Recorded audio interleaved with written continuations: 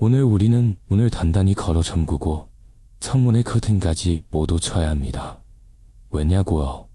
오늘 제가 여러분께 드릴 말씀이 너무나도 잔혹하고 너무나도 현실적이며 심지어 일반적인 상식에 정면으로 반하는 내용이기 때문입니다.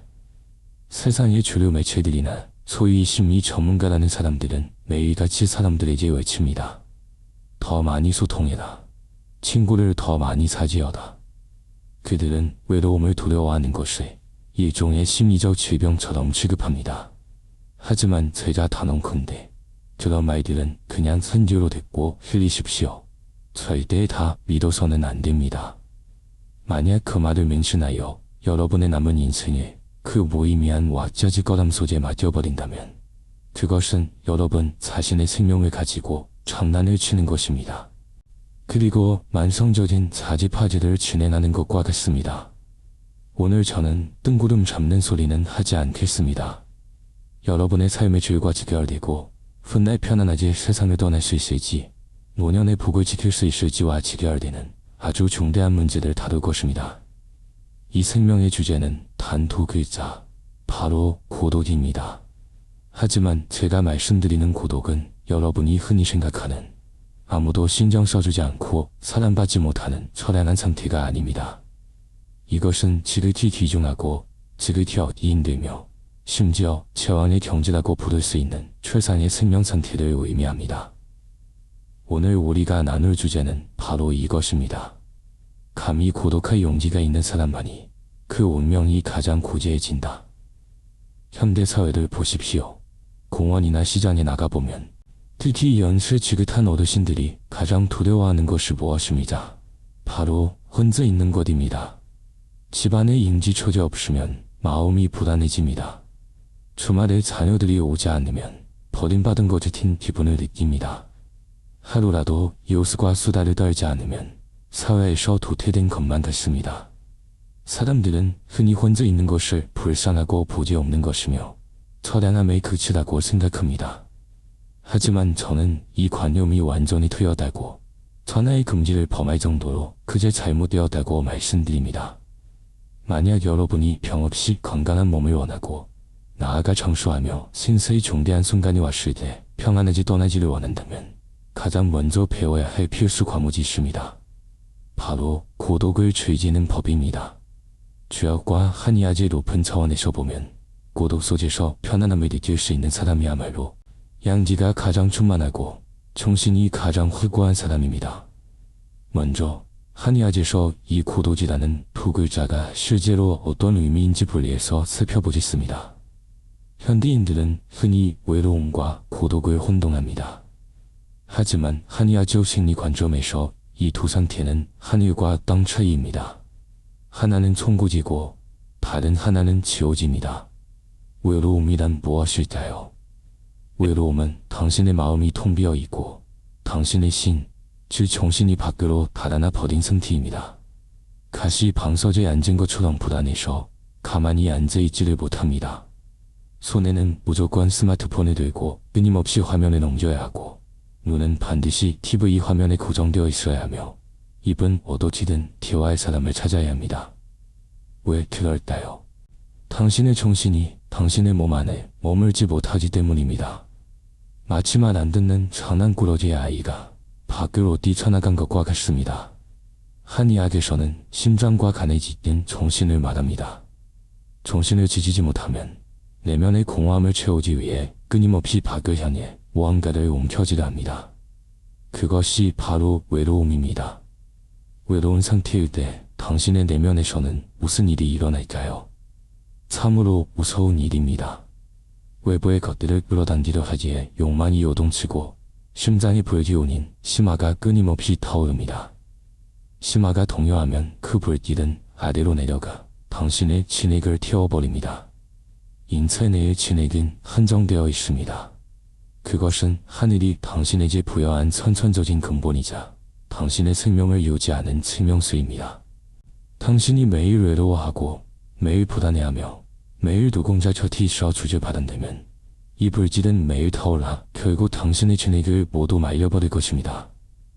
물이 마르면 나무를 신장시킬 수 없어 가나다 치솟고 가나져 타오르면 근육과 힘줄이 손상되며 폐의 기운이 쇠약해집니다. 결국 음과 양이 모두 허해져 오장육부가 완전히 망가지게 됩니다. 그러므로 외로움은 만성적인 도자지며 서서히 진행되는 자살 신유와 같습니다. 그렇다면 고독이란 무엇일까요?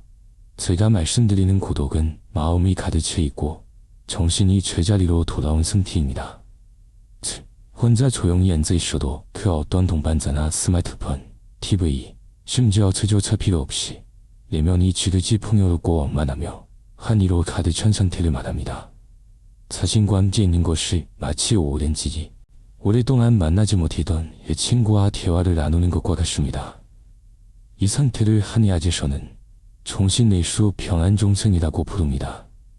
즉, 정신을 내면에 잘 간직하면 병이 생길 까닭이 없다는 뜻입니다.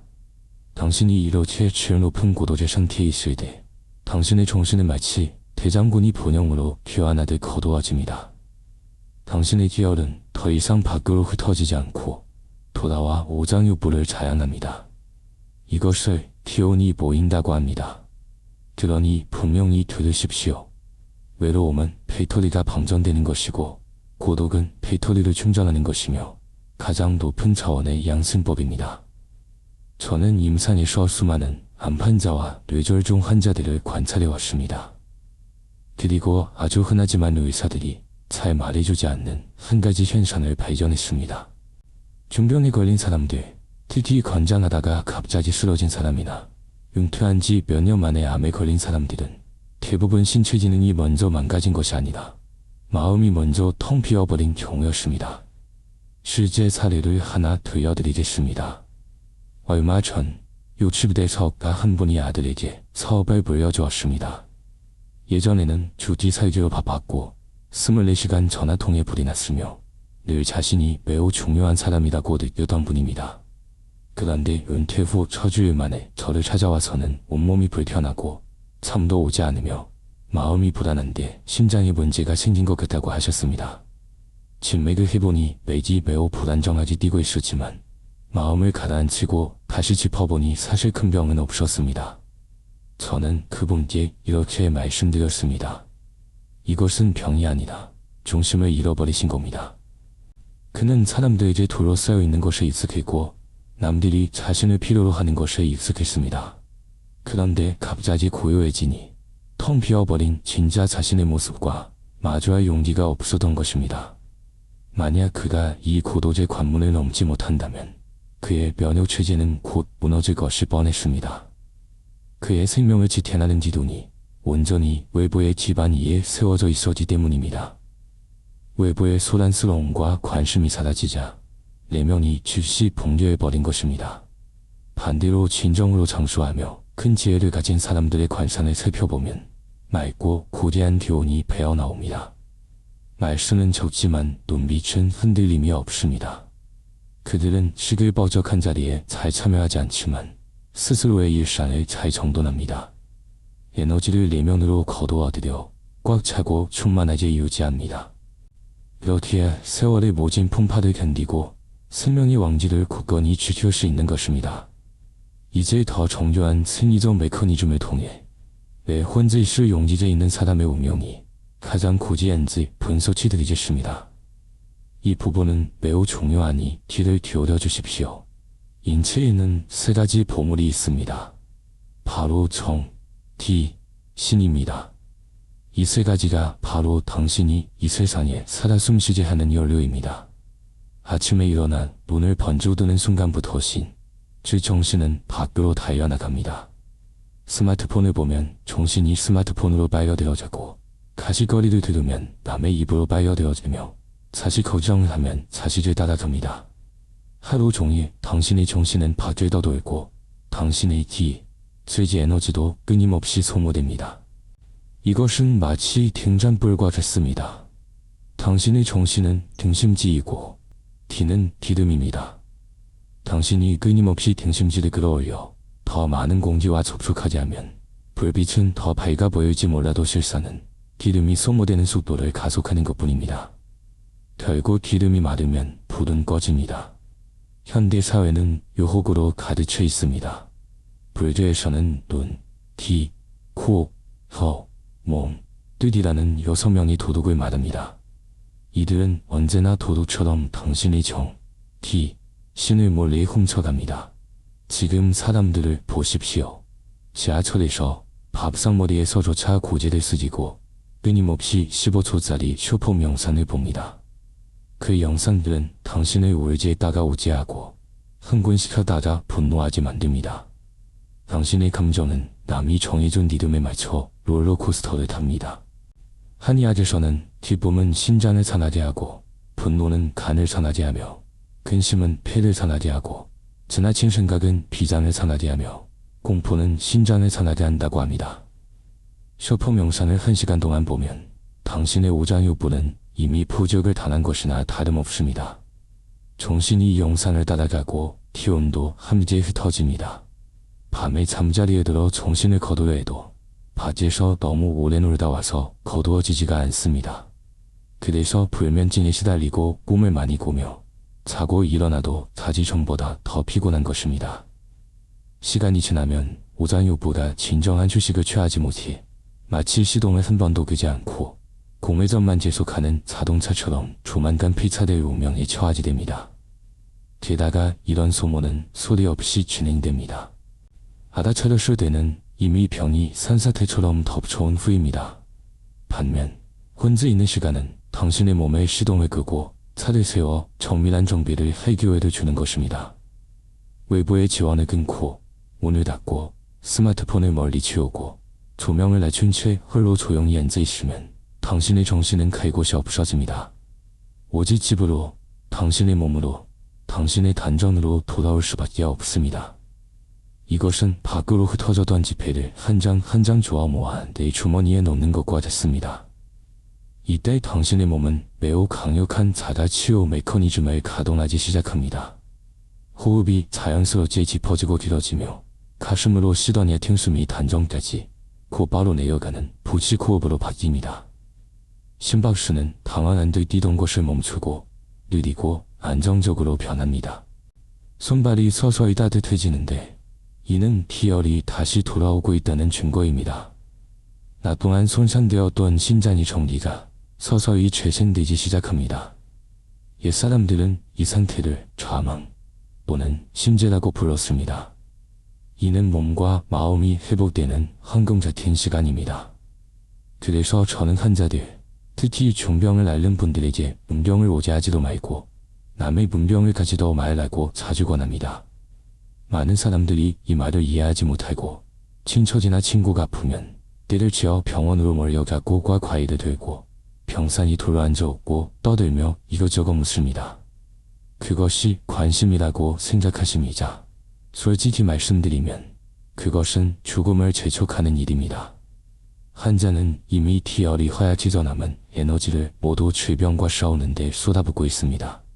그런데 그 많은 사람들이 몰려오면 환자는 정신을 분산시켜 손님을 맞이해야 합니다. 이야기를 들어주고 억지 웃음을 지어야 하니 기운이 순식간에 흩어져 버립니다. 이것은 마치 흰죽지의 성을 지키고 있는 군대와 같습니다.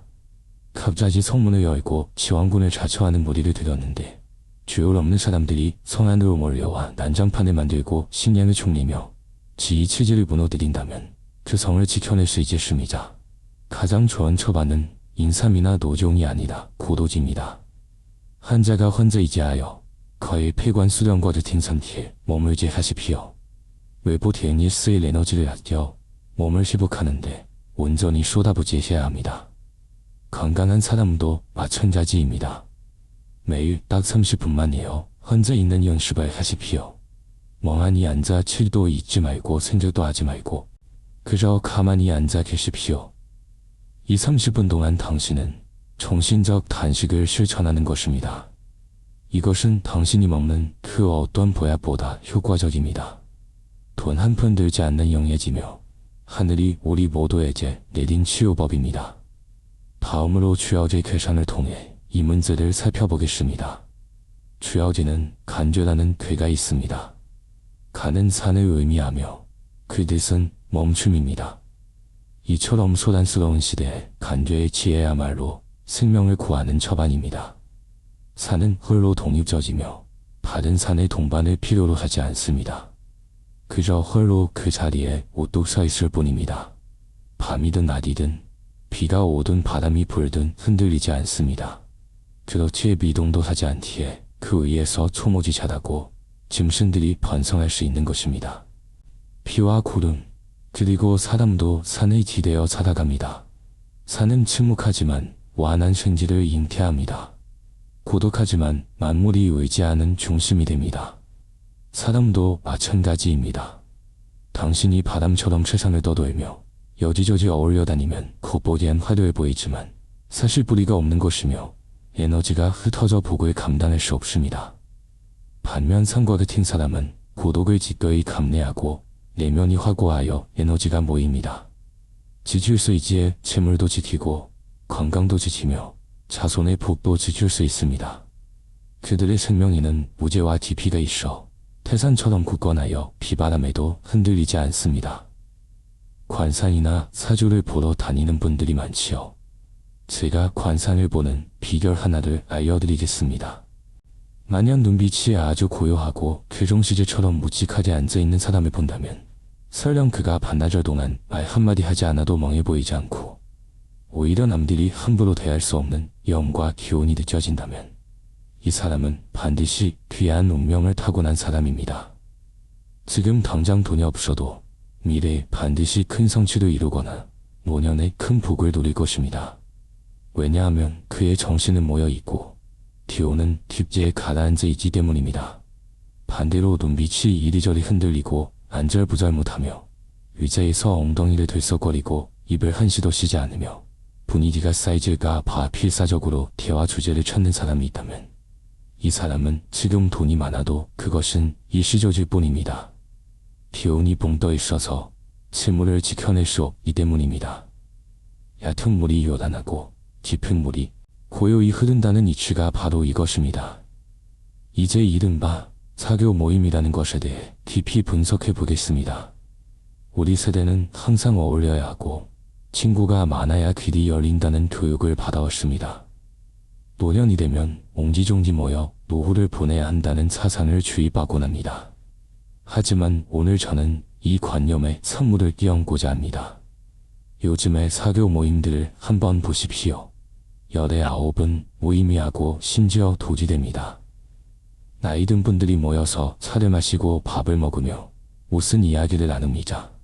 그제 세 가지를 벗어나지 않습니다. 첫째는 자랑입니다. 누구네 집, 누구네 아들은 돈을 얼마나 벌고 손자는 어느 대학에 붙었는지 늘어놓습니다. 듣고 나면 마음이 편안합니다. 마음이 불편해지고 비교하게 되며 질투가 나고 남보다 못하다는 자질감이 듭니다. 이 감정이 동요하는 순간 당신의 간 기운이 멈춰버립니다. 간은 소통을 주관하는데 한번 멈추면 100가지 병이 문을 두드립니다. 둘째는 불평불만입니다. 자식이 불효한다느니, 정부의 노령연금이 적다느니, 몸이 여지저지 아프다느니 불평을 늘어놓습니다. 이런 부정적인 에너지는 바이러스처럼 전염성이 있습니다. 원래 기분이 좋았는데 불평만 잔뜩 잊고 집에 돌아가면 온 세상이 제 빛으로 보입니다. 이를 감정이 오염이라고 합니다. 한의학에서는 나쁜 감정 그 자체를 병을 일으키는 사지로 봅니다. 스제는 남이야지입니다. 누구네 남편이 바람을 피웠네. 누구네 집이 파산했네 수군거립니다. 시비를 말하지 좋아하는 자는 필연히 시비의 슈마일입니다. 그 자리에 앉아 남의 험담을 듣고 전하는 것은 고업을 짓는 것이며 자신의 복을 제자 먹는 짓입니다. 에너지 차원에서 볼 때 타인의 시비와 제한의 주의를 기울인다는 것은 낫고 혼란스러운 에너지를 자신에게 끌어당기는 것과 같습니다.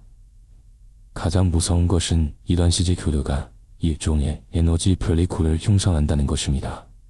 당신은 그 무리 속에서 진짜 자신의 모습으로 존재하지 못합니다. 트렌디한 가면을 쓰고 남의 비위를 맞추며 억지 웃음을 지어야 합니다. 술을 마시기 싫어도 체면 때문에 마셔야 하고 차단을 두기 싫어도 고지를 끄덕이며 창단을 맞춰주어야 합니다. 이를 자신을 굽혀 온전함을 구한다고 하지만 한의학에서는 억울함이 간을 상하게 한다고 봅니다. 어울리기 위해 고도지 두려워 당신 자신의 생명력을 스스로 억누르는 것입니다. 수많은 자궁근종이나 유방암제 팀질환들이 다 속으로 참고 억눌러서 생긴 경비입니다. 출구를 찾지 못한 감정이 몸속에서 길을 찾아 심에다 결국 종양으로 자라나는 것입니다.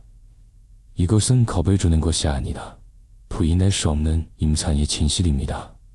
그래서 저는 50대, 55세가 넘은 분들께 빼기를 시작하라고 권합니다. 당신의 연료초를 정리하고 오직 당신을 소모시키고 감정의 쓰레기를 쏟아내며 불안감만 안겨주는 사람들, 당신의 인생에서 시스템적으로 제거하십시오. 이것은 정이 없는 것이 아니라 자기 생명에 대한 책임입니다. 당신의 시간, 체력, 기혈은 노년의 가장 소중한 자산입니다. 가치 없는 사람과 일에 낭비할 수 없습니다. 미움을 받을자 두려워하지 마십시오. 이 나이까지 살았으면서 남의 눈치나 보며 산다면 평생을 헛산 것 아니겠습니까? 이제는 당신만의 존엄과 자유로움을 살아내야 합니다. 진짜 친구란 이런 것입니다. 일이 생겨 전화 한 통하면 즉시 달려와주고 아무 일이 없어 3년 동안 연락을 안 해도 마음속에 서로를 품고 있는 사람입니다. 그것이 바로 군자의 사짐은 맹물과 같다는 정지입니다. 매일 먹고 마시며 관리해야 유지되는 관계는 다 이익을 위한 교류이며 물거풍자 타서 투치면 터져버리고 어떠한 시련도 견뎌내지 못합니다. 무의미한 인간관계를 끊어내면 갑자기 엄청나게 많은 시간이 생겼다는 것을 깨닫게 될 것입니다. 처음에는 당황스럽고 공허할 수 있지만 바로 그 순간이 인생의 전환점입니다. 이 시간을 활용하여 당신 영혼과의 연결고리를 다시 고쳐야 합니다. 평생 부모를 위해, 배우자를 위해, 자식을 위해 살았거나 반평생의 일에 치여 바쁘게 살아되면 이제는 고지를 돌려 진짜 자신을 또렷이 바라보고 자신과 함께하는 시간을 누려야 할 때입니다. 어도체 연결해야 하실까요? 아주 간단합니다. 예전에는 일, 가족, 자녀 때문에 기재처럼 살아되면 이제야 비로소 다시 사람으로 돌아갈 수 있습니다. 바빠서 포기했던 젊은 시절의 취미를 다시 꺼내보십시오. 서예이든 그림이든 하초 가꾸기든 한의학이나 명리학을 공부하는 것이든 좋습니다. 거창한 기술이 없어도 괜찮습니다. 그저 남산에 올라 조용히 산책을 하거나 한강변으로 나가 진용로를 바라보거나 집 베란다에 서서 화분의 식물이 하루하루 자라나는 모습을 관찰해 보십시오. 중요한 것은 그 과정에서 당신이 온전히 자기 자신과 함께한다는 점입니다.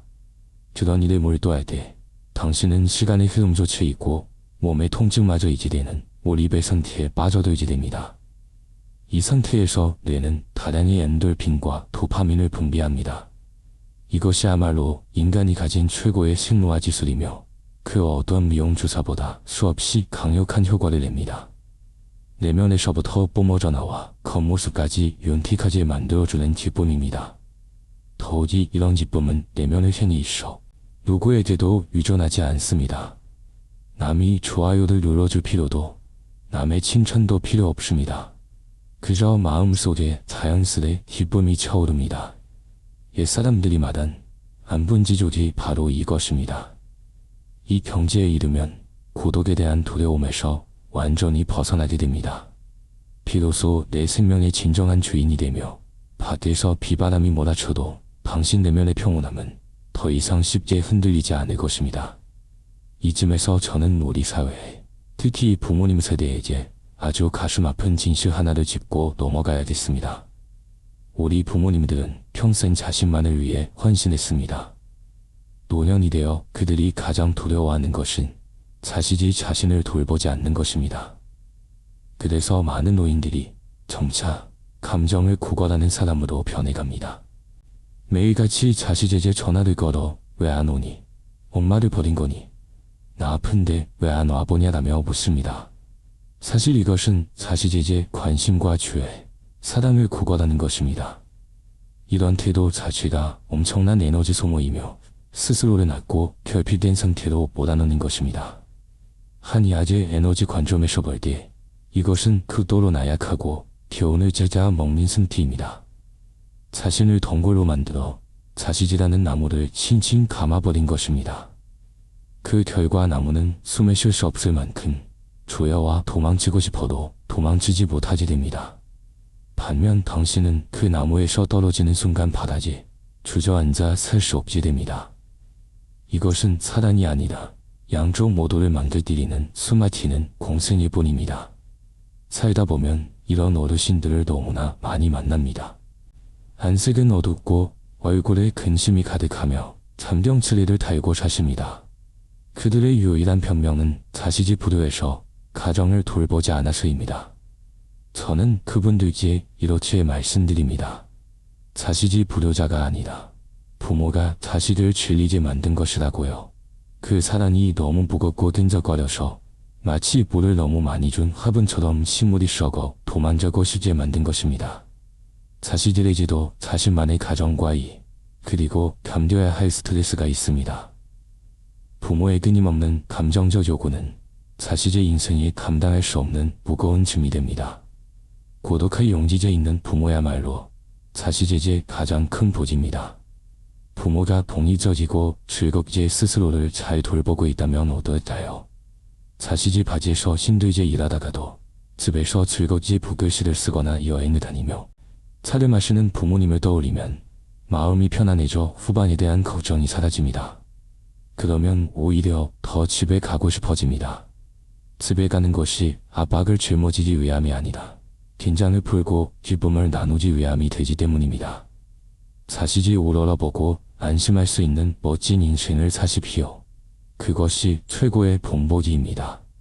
자식의 에너지를 빨아들이는 블랙홀 같은 부모가 아니라 스스로 빛과 열을 내어 자식이 돌아올지를 밝혀주는 딩대 같은 부모가 되어야 합니다. 그 빛과 따뜻함은 자식을 쥐어짜서 얻는 것이 아니라 당신 내면의 충만한 에너지에서 나와야 합니다. 그러니 이 말을 꼭 기억하십시오. 자손은 자손 각자의 복이 있다. 자식을 위해 평생 소와 말처럼 일하지 마십시오. 노년이 되면 인생의 보좌의 중심을 자식에게서 자기 자신으로 옮겨오십시오. 이것은 이기적인 것이 아니라 진정으로 큰 사랑입니다. 부모가 풍요롭고 자유로우며 건강한 노년을 살아야만 자식도 안심하고 죄책감이나 부담 없이 자신만의 인생길을 펼쳐나갈 수 있습니다. 부모가 평안해야 자식도 진정으로 평안할 수 있습니다.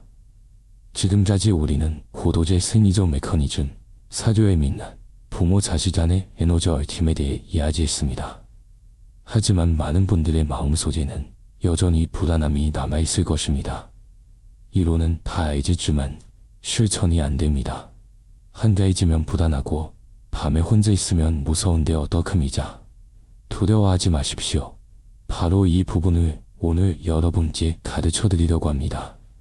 알고도 생하지 못하면 모르는 것과 같습니다. 이치만 깨달을 것이 아니라 방법도 알아야 합니다. 이 영상의 후반부에서는 고독을 변화시키기 위한 진짜 시심 노하우를 전수해 드리겠습니다. 한때 당신을 괴롭히던 악마 같았던 외로움을 당신을 치유하고 수명을 연장해주며 앞으로 20년간 운명을 바꿔줄 수호신으로 만드는 방법입니다.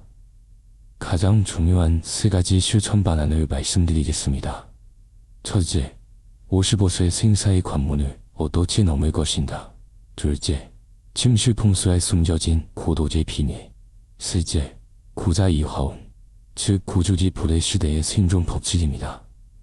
이 3가지는 서로 긴밀하게 연결되어 있어 하나라도 빠지면 안 됩니다. 자, 자세를 바로 하시고 진짜 핵심적인 이야기를 시작해 봅시다. 먼저 인생에서 가장 위험한 10년, 바로 55세에서 65세 사이의 시기에 대해 이야기하겠습니다. 이 10년은 인생의 거대한 분수령이자 신체와 운명의 전환이 있어 가장 결정적인 시기입니다. 저는 수천 명의 사주팔자를 보면서 등골이 오싹해지는 규칙 하나를 발견했습니다. 본래 매우 건강이던 사람도 55세라는 지점을 지나면 튼튼해 보이던 다리가 무너지듯 갑자기 중병을 발견하거나 가정이 큰 병고가 생기거나 성격이 완전히 바뀌어 우울해지고 부조해지는 경우가 많았습니다. 이것은 절대의 우연이 아닙니다. 왜냐하면 20년이 바로 인체의 계절이 바뀌는 시기이기 때문입니다. 생장하고 발산하던 여름에서 겨울을 거두어들이는 가을로 넘어자 드나진 겨울을 준비해야 하는 때입니다. 쥐아우지 관점에서 보면 55세 이전에는 스스로 강해지고 끊임없이 춤을 추며 에너지를 밖으로 뿜어내는 길을 걸어왔습니다. 마치 뼈아뼈치 내리지에는 찬란한 여름처럼요. 하지만 55세 무렵이 되면 하늘의 도가 바뀝니다. 가을로 접어들고 겨울을 준비해야 합니다. 신체 기능, 특히 심장 기온이 눈에 띄게 줄어들기 시작합니다. 이것은 수십만 킬로미터를 달린 자동차와 같습니다. 엔진을 대대적으로 점검하고 준비할 때가 된 것입니다. 새 차처럼 생각하고 엑셀을 끝까지 밟을 수는 없습니다. 이 결정적인 시기에 가장 무서운 것은 무엇일까요? 바로 여전히 억지를 부리며 밖에서 무언가를 갈구하고 몸이 보내는 신호를 거부하며 생리 주지의 자연스러운 법칙을 마주하지를 거부하는 것입니다. 특히가 은퇴한 많은 노인들은 마음속에 거대한 공허함을 안고 있습니다. 자신이 여전히 젊고 아직 늦지 않았으며 아직 가치가 있다는 것을 증명하기 위해 길을 쓰고 온갖 모임에 나가고 여행을 다니고 춤을 추고 술을 마십니다. 그들은 그것이 진짜 나답게 사는 것이고 찬란한 노년이라고 생각합니다. 여러분께 분명히 말씀드리지만 그것은 시건반조, 즉 죽기 직전 잠시 기온이 돌아오는 것과 같으며 생명을 갉아먹는 힘입니다. 뿌리를 자연해야 할 에너지를 숨겨둔 채 억지로 가져와 입으로 끌어올려 마지막 화려함을 피워내는 꼴입니다.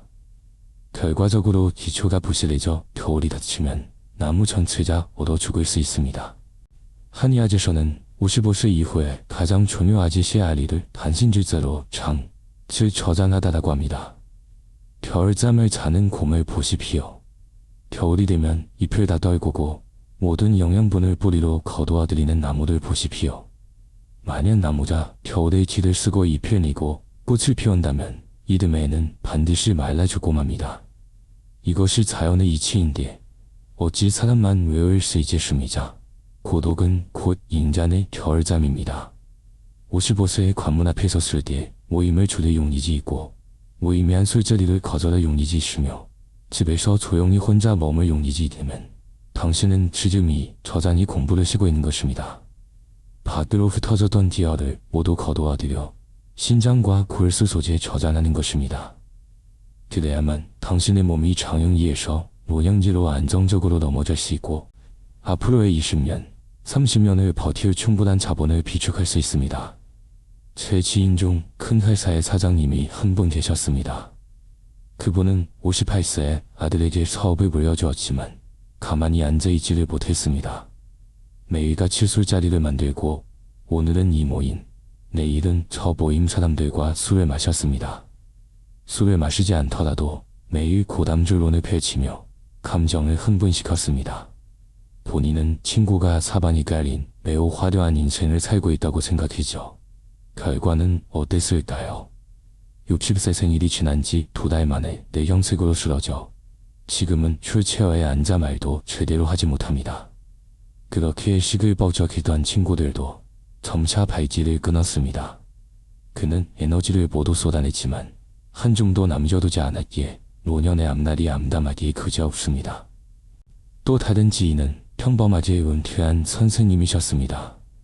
은퇴 후 이분은 무엇을 했을까요? 서재에 틀어박혀 옛날 노트들을 정리하고 책으로 쓰며 가끔 공원에 나가 조용히 운동을 하셨습니다. 옛 친구들이 술 마시러 가자 노래방 가자고 불러도 늘 수업 준비를 해야 한다며 거절하셨습니다. 사실 수업 준비는 핑계였고 그저 혼자 있는 시간을 즐기신 겁니다. 주말에 자식들이 온다고 해도 어떨 때는 너희 일이나 봐라. 매주 올 필요 없다. 나는 조용히 쉬고 싶다 라고 하셨습니다. 이 노인분이 좀 괴팍해 보이십니다. 남들은 다들 고독한 영감탱이라고 수군거렸습니다. 하지만 85세가 된 지금 그분은 귀도 밝고 눈도 맑으며 걸음걸이도 날렵해서 동양배 노인들 중에 달할 자가 없습니다. 매일 웃음이 떠나질 않고 즐거우십니다. 자손들 역시 이 할아버지를 뵈러 가는 것을 유난히 좋아합니다. 큰 사장님은 가장 에너지를 숨겨야 할 게 밖으로 쏟아내는 것을 선택했고 결과적으로 기운이 흩어지고 몸이 쇠약해졌습니다. 반면 은퇴한 선생님은 하늘의 이치에 순응하여 기운을 거두어 들이는 것을 선택했기에 기운이 모이고 정신이 굳건해졌습니다. 한 사람은 미천을 불태워 소진했고 한 사람은 미천을 착실히 쌓은 것입니다. 10년, 20년이 지나면 그 운명은 자연스레 하늘과 땅 차이로 벌어집니다. 그러니 만약 당신이 55세가 넘었다면 제 충고를 꼭 새겨들으십시오. 연락처를 정리하고 스케줄을 비우십시오. 남들이 고립되었다고 수군거리는 것을 두려워하지 마시고 어울리지 못한다고 손가락질하는 것을 두려워하지 마십시오. 이 나이대에는 고도지 곧 수명을 지키는 양승법입니다. 고독은 여러분의 수명을 늘려주는 최고의 처방전입니다. 남들의 시선은 관수까지 가져갈 수 없지만 당신 자신의 건강과 복은 마지막 순간까지 당신과 함께할 것입니다. 어느 쪽이 더 무거운지 분명히 따져보셔야 합니다. 다음으로 조금 더 민감하지만 당신의 목숨을 구할 수 있는 주제를 말씀드리겠습니다. 바로 침실풍수와 갓방스지에 대한 이야기입니다. 이 관점을 말씀드리면 가정의 화목을 지트린다며 많은 분들이 욕을 먹을 수도 있다는 것을 압니다. 하지만 오늘 문을 걸어 잠들고 하는 이야기이니 욕먹을 각오를 하고 진실을 말씀드리겠습니다. 만약 노년에 건강한 몸을 유지하고 싶고 당신의 배우자 역시 오래 살기를 바란다면 60세 이후에는 부부가 가급적 가방이나 각 침대를 쓰는 것이 좋습니다. 인정머리 없는 소리 같지만 그 이면에는 매우 깊은 에너지의 원리가 숨어 있습니다. 이것은 부부 사이가 좋고 나쁨의 문제가 아니다. 에너지장과 관련된 문제입니다. 우리 각자에게는 자지장, 한의학에서 말하는 이기, 즉 방어하는 기운이 있습니다. 낮에 활동할 때 이 위기는 몸 겉면을 맴돌며 외부의 나쁜 기운을 막아냅니다. 하지만 밤에 잠자리에 들면 위기는 내장기관을 수리하고 보수하기 위해 몸 안으로 거두어집니다. 이때가 인체의 방어력이 가장 약해지는 시간이며 동시에 가장 순수하고 조용한 환경이 필요한 때입니다. 당신이 젊어 기어이 충만할 때는 마치 도제의 활을 타오르는 불꽃이 나란히 놓아있는 것과 같아서 음연히 교류하고 서로를 보완하며 조화롭게 만듭니다. 하지만 노년이 되면 두 사람 모두 기혈이 쇠약해져 몸의 자지장이 혼란스러워지고 심지어 각자 다른 질병의 기운을 품질입니다. 여지저지 쑤시고 막혀 있습니다. 고장난 두 대의 낡은 라디오를 상상해 보십시오. 주파수가 조금만 어긋나도 쥐지직거리는 잡음이 납니다. 두 사람이 심지어 차이게 특히 기혈이 약한 노인들은 서로의 생취장과 뒤장이 얽혀 상대방을 방해하게 됩니다. 옆 사람이 한번 뒤처지면 내 정신이 화들짝 놀라고 코를 한번 고이면 내 기운의 흐름이 끊깁니다. 한밤중에 화장실에 가느라 문을 여닫을 때마다 내 양지가 조금씩 새어나갑니다. 밤새도록 당신의 정신은 수십 번을 교란당해 완전히 제자리로 돌아가지 못하고 깊은 수법을 쓰면 단지로 진입하지 못합니다. 시간이 지날수록 두 사람 모두 수면의 질이 떨어져 휴식을 취하지 못하고 간의 불기운이 왕성해져 짜증이 내며 몸도 함께 쇠약해집니다. 더 깊은 원리를 말씀드리면 고독한 상태에서의 수면은 순수한 양기를 회복하는 과정입니다. 외부와 차단된 조용한 방에서 혼자 잠을 자이되 당신의 에너지자는 서서히 퍼져나가 방 전체를 감싸고 당신만의 안정적인 에너지 결제를 형성합니다. 이 결제 안에는 오직 당신만의 주파수만 존재하며 어떤 방해도 없습니다. 신체는 가장 깊은 휴식 상태로 되어가 호흡은 극도로 느려지고 심박수는 안정되며 신체 소모는 최저치로 떨어지고 회복 효율은 최고치로 올라갑니다. 이런 수면은 질이 매우 높아서 3시간만 자도 방해받으며 잔 대여섯 시간의 수면과 맞먹습니다. 저는 수많은 노부부들을 보았습니다. 그놈의 노부부는 곁에 있어야 한다는 말 때문에 굳이 한 침대에 비좁지에 누워 자려 고집합니다. 결과는 어떨까요? 할아버지의 기침 소리에 할머니가 재고 할머니의 뒤처짐에 할아버지가 잽니다. 매일 아침 둘 다 눈밑이 시커매져서 서로를 원망합니다. 몸은 날로 쇠약해지고 성질은 고약해집니다. 금실이 좋아지지는커녕 만성적인 수면 부족과 끊임없는 원망으로 인해 관제가 팽팽하게 긴장됩니다. 반대로 성가지 트인 로보보들은 컵방을 선택합니다. 낮에는 숨이제 밥을 먹고 이야기를 나누고 TV를 보고 손을 잡고 공원 산책을 하며 더할 나위 없이 다정하게 지냅니다. 할 말이 끊이지 않습니다. 그러나 밤이 되면 잘 자요 인사하고 각자의 방으로 돌아가 푸십니다. 다음날 아침 상쾌한 정신으로 다시 만나 회자고 서주니 상대방이 더없이 사랑스러워 보입니다. 이것이야말로 진정으로 효과적인 반려의 모습이며 진짜 백년해로 하는 길입니다. 서로에게 공간을 주어야만 더 잘 함께할 수 있고 각자 충분히 휴식해야만 질 높은 동반관계를 유지할 수 있습니다. 그러니 갑방을 쓰면 정이 떨어진다고 생각하지 마십시오. 그것은 당신이 인체의 생리도 풍수도 에너지의 법칙도 모르기 때문입니다. 그 고독한 밤들을 오롯이 자신에게 돌려주십시오. 그것은 무심한 것이 아니라 부부 모두에게 가장 훌륭하게 에너지를 충전해주는 길입니다. 가장 깊은 관계란 바로 이런 것입니다. 이것이야말로 현대의 로부부들이 마땅히 지녀야 할 지혜와 용기입니다. 잠자리 이야기를 마쳤으니 이제 정신을 거두어드리는 구체적인 훈련법에 집중해 보겠습니다. 이것은 이론을 실천으로 바꾸는 실심단계입니다. 많은 분들이 제게 이렇게 말씀하십니다. 저도 고독을 즐기고 조용히 있고 싶은데 그제 맘대로 안 됩니다. 자리에 앉기만 하면 머릿속에 주마등처럼 5만 가지 생각이 다 떠오릅니다. 사실 성적 생각, 내일 오를 볼까 생각, 20년 전에 돈 대먹고 도망간 놈 생각까지 생각할수록 열불이 나는데 어떡하죠? 그것은 당신의 정신이 이미 밖으로 날아다니는 데 익숙해져서 너무 야생마처럼 길들여져 다시 불러들이지 못하기 때문입니다. 약간의 요령을 써서 그것을 끌어당겨야 합니다. 즉, 훈련이 필요합니다. 체력 단련을 하듯이 마음과 정신도 단련해야 합니다. 제가 아주 간단하지만 위력은 엄청난 동작 하나를 가르쳐 드리겠습니다. 이 동작은 가부좌를 틀 필요도, 불경을 외울 필요도, 심지어 눈을 감을 필요도 없습니다. 우리 같은 평범한 사람들이 언제 어디서나 연습하기에 딱 좋은 방법입니다. 이 방법의 이름은 피부의 호흡에 귀 기울이기입니다. 자, 지금 바로 다 함께 해봅시다. 머릿속에 가득 찬 주의력을 피부 겉면으로 완전히 옮기십시오. 손등이나 뺨 등 몸의 아무 곳이나 한 곳을 자유롭게 선택하십시오. 그리고 조용히 그 부위의 피부를 느껴보는 것입니다. 공기가 살갗을 스치며 남기는 서늘한 느낌을 느껴보십시오. 옷자락이 스치는 아주 가벼운 마찰을 느껴보십시오. 아무 생각도 하지 말고 그저 느끼기만 하십시오. 이렇게 특정 부위의 피부에 집중할 때 마법 같은 일이 일어납니다. 머릿속을 가득 채우던 점령들, 물가 걱정, 주식 걱정, 사실 걱정이 돌연 멈추거나 아주 희미해진다는 것을 발견하게 될 것입니다. 왜 그럴까요? 사람의 마음은 한 번에 두 가지 일에 온전히 집중할 수 없기 때문입니다.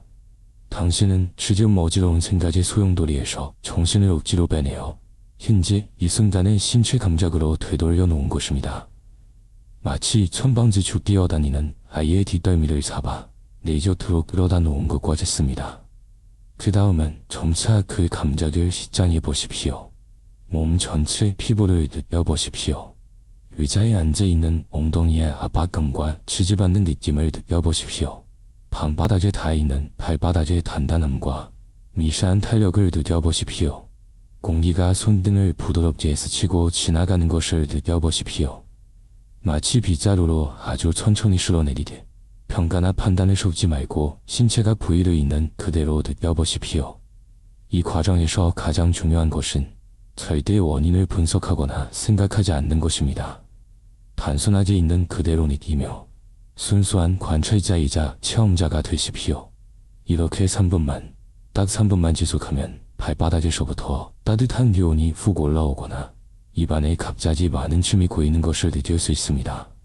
한의학에서는 이를 금진오지, 즉 금과 오가 튄 귀한 침이라고 부릅니다. 이 침은 매우 귀한 것으로 심장의 불기운과 신장의 불기운이 만나 조화를 이루는 수화지제의 산물입니다. 절대 뱉지 마십시오. 3번에 나누어 천천히 숨기면서 의식으로 그 춤이 단정되지 굳게 내려간다고 상상하십시오. 이보다 더 좋은 보약은 없습니다. 침이 고였다는 것은 당신의 정신이 돌아왔고 신장의 지원이 가동을 시작했으며 음양이 조화를 이루기 시작했다는 증거입니다. 산만하고 불안했던 상태에서 벗어나 영양을 공급하고 수리하는 시보제 상태로 들어선 것입니다. 이것을 주신, 즉 정신을 거둔다고 합니다. 이것이 바로 고독을 죄지기 위한 첫걸음입니다. 매일 많이 쉴 필요도 없습니다. 아침에 일어난 성분, 잠들기 전 성분, 혹은 기분이 답답하고 외로워서 견딜 수 없을 때마다 하던 일을 멈추고 이 피부 호흡 느끼기 후회안을 씹으십시오. 어느새 고독은 더 이상 도망쳐야 할 공허함이 아니다. 너무나 편안해서 나오기 싫은 에너지 넘치는 온천욕으로 변해 있을 것입니다. 당신은 오롯이 당신 자신에게만 속하는 그 시간을 간절히 기다리게 될 것입니다. 드디어 오늘 강의의 클라이맥스입니다. 이제 시야를 넓혀 다가올 20년, 주야오제서 말하는 구자 이화운, 즉 구주지 불의 시대를 내다보겠습니다. 이것은 앞으로 20년 동안 당신의 운세와 건강이 직결되는 매우 중요한 이야기입니다. 왜 하필 지금 제가 이토록 간곡하게 여러분께 고도에 대해 말씀드리고 있는 것일까요? 하늘의 운이 변했고 천지의 거대한 기운이 바뀌었기 때문입니다. 2024년부터 우리는 공식적으로 하원군, 즉 이제가 주관하는 20년의 시대에 진입했습니다. 이는 불을 뜻하며 심장, 문명, 전자기기, 그리고 분리와 허공을 상징합니다. 이제의 괴산을 자세히 보십시오. 위와 아래는 두 개의 양요, 즉 채워진 선이고 가운데는 하나의 음요, 즉 끊어진 선입니다. 이것을 가리켜 외실레어, 겉은 단단하나 속은 비어있음, 혹은 다른 곳에 기대어 부착된다고 표현합니다. 이 괴산은 앞으로 20년 동안 외부 세계가 상상을 초월할 정도로 화려하고 현란해지며 과학기술이 눈부시게 발전할 것임을 예고합니다. 가상현실, 인공지능, 몸제빛과 소리의 시각적 자극이 쉴 새 없이 쏟아질 것입니다. 이 불길은 매우 강렬하게, 몹시도 시질버적하게 타오를 것입니다. 정보가 폭발하고 시각적 자극이 폭발하며 겉보기에 화려한 기회들도 많아질 것입니다. 하지만 한가운데 있는 손은 음이고 화합니다. 이것이 무엇을 뜻할까요? 겉보기엔 화려하지만 인간의 내면은 그 어느 때보다 그 심한 공허함, 조급함, 분열을 겨지게 될 것이라는 뜻입니다. 사람들은 눈을 현혹하는 외모에 이끌려 내면의 불의와 충만함을 잃어버리게 될 것입니다. 앞으로는 우울증, 불안장애, 정신질환이 지금의 감기처럼 흔해질 것입니다. 심지어 수많은 사람들이 이 강렬한 불길과 고주파의 정보 포격, 경쟁의 압박을 견디지 못하고 정신이 무너지고 몸이 망가져 절망의 길로 걸어 들어가게 될 것입니다. 이것이 바로 이화운의 어두운 이면입니다. 겉은 뜨겁고 속은 텅 비어 재앙이 마음을 공격하기 쉬운 이 시대에 과연 어떤 사람이 살아남고 더 잘 살아갈 수 있을까요? 누가 이 불길에 말라 죽지 않고 오히려 그 원수를 빌려 자기 생명을 더욱 찬란하게 피워낼 수 있을까요? 오직 단 한 부류의 사람만이 가능합니다. 바로 중심에 비어있음을 깨달은 사람입니다.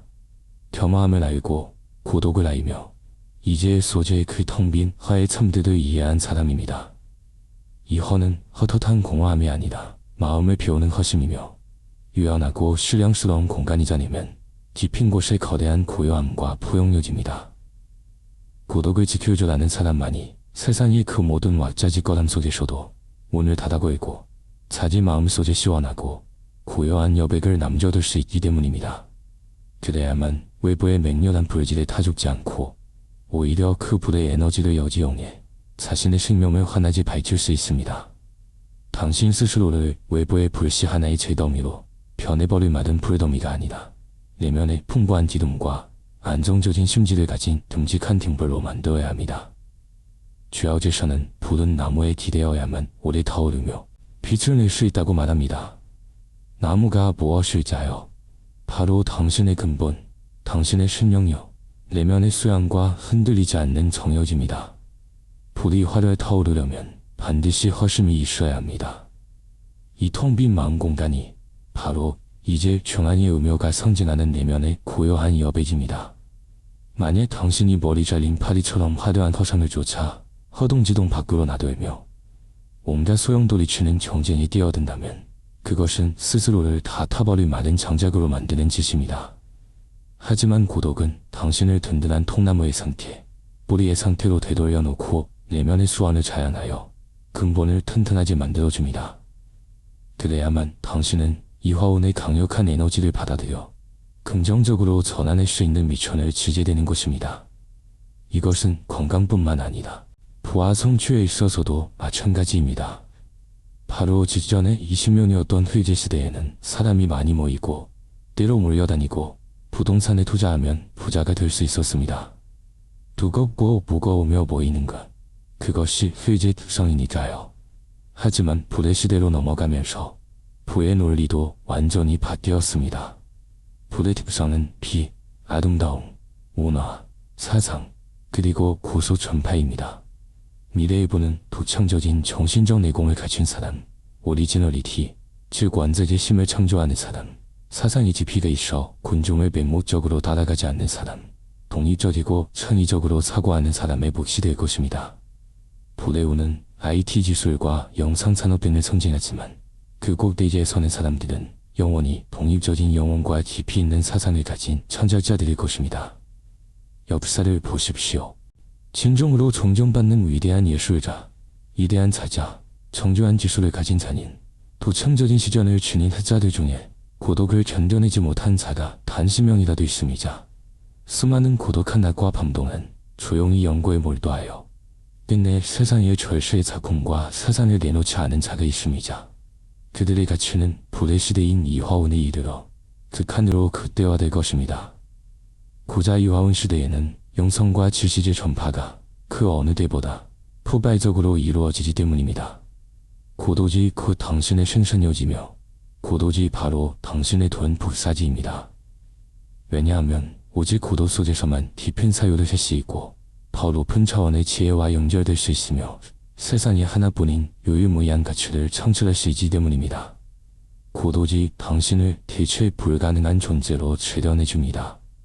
만약 당신이 그저 유한만 줬고 남들이 하는 말을 앵무새처럼 따라하며 무리에서 떨어지면 죽는 줄 알고 독립적인 사고와 신동을 하지 못하는 사람이라면 다가올 20년 동안 당신은 어쩔 수 없이 사회의 맨 밑바닥에서 남들에게 차출당하는 대상이 될 운명입니다. 정신이 흩어져 있고 지혜의 문이 닫혀 있기 때문입니다. 파도를 타고 오르내릴 뿐 영원히 파도를 다루는 주인이 되지는 못할 것입니다. 감히 고독할 용기를 낸 사람들은 홀로 있는 시간 속에서 지혜를 열고 사상을 가라앉히며 높은 차원의 영감을 받아들입니다. 그들은 남들이 보지 못하는 기회를 보고 남들이 깨닫지 못하는 이치를 깨닫습니다. 그들은 돈을 뒤쫓을 필요가 없습니다. 돈이 스스로 그들을 찾아올 테니까요. 불의 시대의 부는 쫓아가서 오는 것이 아니라 끌어당겨 오는 것이기 때문입니다. 당신이 스스로 발산하는 고유한 빛과 에너지자니 그에 상응하는 자원과 인맥을 자연스럽게 끌어당길 것입니다. 당신이 흔들림 없는 산처럼 고요히 서 있으면 구름이 모여들고 숲이 자라나듯 말입니다. 그러니 여러분, 부디 고독을 더 이상 병으로 취급하지 마십시오. 남들은 다 삼삼오오 모여 있는데 나만 혼자라고 자지연민에 빠지지 마십시오. 이 잘못된 관념을 완전히 뒤집어 엎어야 합니다. 여러분은 큰 기백을 내뿜어야 합니다. 세상이 다수를 취해도 나 홀로 죄어 있다는 기백, 태산처럼 흔들리지 않겠다는 정욕을 가져야 합니다. 스스로에게 이렇게 말해주십시오. 내가 어울리지 않는 것은 한 마리 학으로서 닷대와 어깨를 나란히 하고 싶지 않기 때문이다. 나는 나만의 넓은 하늘을 날겠다. 스스로에게 이렇게 말해주십시오. 내가 고독한 것은 하늘이 나를 보호하여 세속의 혼탁함과 소란스러움에 오염되지 않도록 내가 수양하고 성장할 수 있는 맑고 깨끗한 땅 한 뼘을 내려주신 덕분이다. 스스로에게 이렇게 말해주십시오. 내가 홀로 있는 시간을 즐기는 것은 다가올 미래 큰 운세를 맞이하기 위해 가장 강력한 에너지를 축적하고 가장 날카로운 검을 갈고 있는 중이기 때문이다. 나는 내 생명을 수양하고 있는 것이지 절대 낭비하는 것이 아니다. 오늘 밤부터 당장 시도해 보십시오. 가도 그만 안 가도 그만인 술자리는 거절해 보십시오. TV를 끄고 하룻밤쯤은 집을 고요하게 만들어 보십시오. 배우자와 진지하게 상의하여 딱 하룻밤만 다른 침대 혹은 다른 방에서 자보십시오. 질 높은 고도의 수면을 체험해 보십시오.